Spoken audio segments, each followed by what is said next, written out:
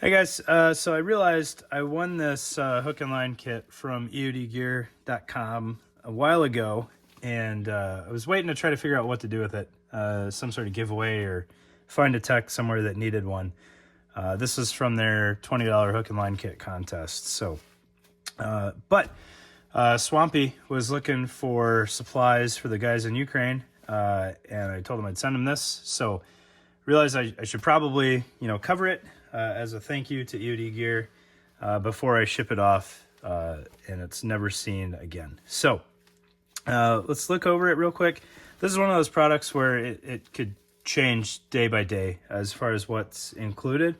So take it with a grain of salt and check the load list if you're buying these or doing a unit purchase or something like that. So starting with the outside, I don't know who the OEM is on here. I checked for a tag and I couldn't find one.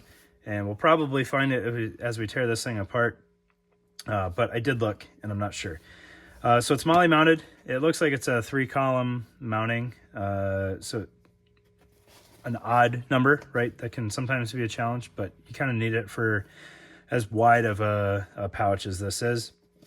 It's fairly short in its mounting, so it would be fairly belt-friendly. And then it is on a tearaway Velcro panel. So you've got this retention strap that comes over the outside of the pouch, holds everything on the panel, and then if you need to deploy it, you just pop the side release buckle, and you can grab the handle and tear it away from the backer. So we'll do that now. So no tag on there, so we'll get that out of the way. All right. Looking at the outside of the pouch, it is a nice clamshell with a horizontal orientation, but it opens up very nicely. And you have access to all of the things. All right, so looking through the components here, you've got some shims and some tape. And those are nice, Kydex. Sorry, Kydex material there. So some good strength to it with your Gorilla tape on there. So quality tape.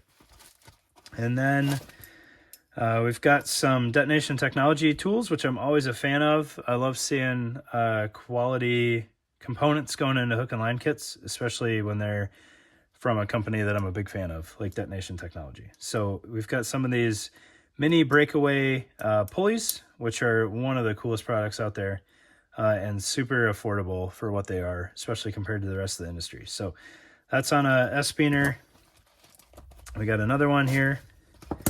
And then a third Breakaway pulley. Looking at the back of this, I believe these are kind of like Chemlite pads. So we've got some reds and some greens with sticky backers. And that is it for that side of the setup. Then we've got this tearaway zippered pouch in here, which is kind of cool.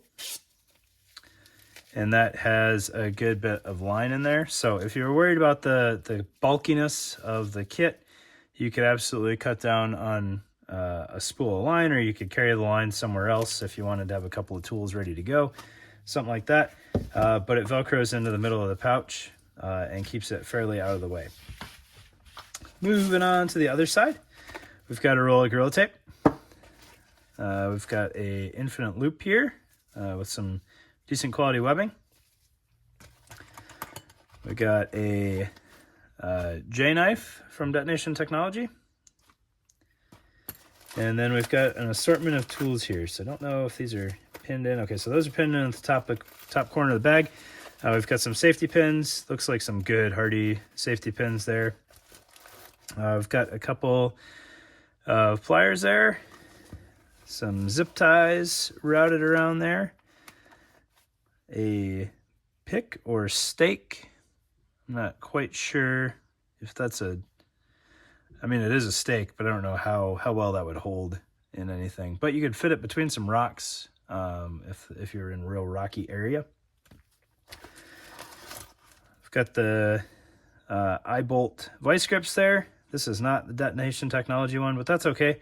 The only concern with these is depending on how you're pulling, you could, in theory, loosen your vice grip just a little bit because it is replacing the tension there. That's not a huge deal as long as you're aware of that possibility. Detonation Technology grappling hook. Easily my favorite grappling hook out there without getting something custom made. It pays out real well, and it sits pretty flat. It's a nice, hardy, strong grappling hook. And then we've got some more mounting points, I believe. So these are sticky backed, and then you've got a eyelet there. So you can stick this to your flat surfaces and create a change and pull. I don't know how sticky that is or how stout it is.